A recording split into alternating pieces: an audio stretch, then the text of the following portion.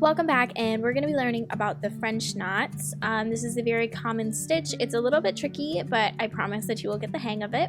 So let's dive right in. I'm making my first French knot. I'm pulling my thread all the way up through, and then what I'm going to do is I'm going to need both hands. So go ahead and set your hoop down for this step, and what you're going to want to do is you're going to want to take your needle in your dominant hand and the thread in your non-dominant hand.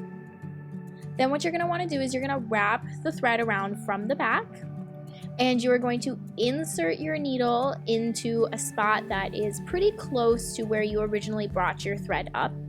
So you can see me inserting it there gently. I'm still holding that thread with that non-dominant hand, so I want to make sure that's nice and tight. And then I can go ahead and pick up my hoop now, and I'm going to go ahead and pull my thread through very gently. You don't want to pull too fast, and you don't want to pull too hard because we don't want to create any more knots. And then I'm just going to go up into my second French knot. So again, I'm pulling my needle all the way through, wrapping it around twice from the back. Holding it tight, I'm going to insert my needle through the fabric, and I'm going to pull my thread through from the other side, nice and gentle. So I'm going to speed up the next few French knots. You can see me work through them, and then we're going to hop into a real life example.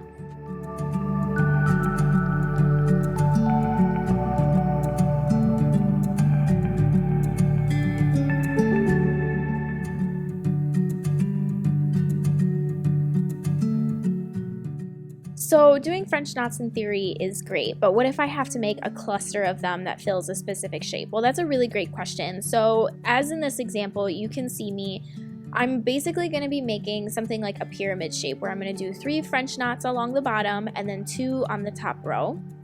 And as you pull your French knots, sometimes things happen. Just be gentle, take your time with it.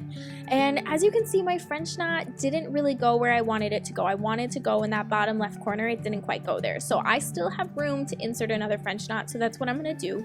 I'm just going to fill it in there.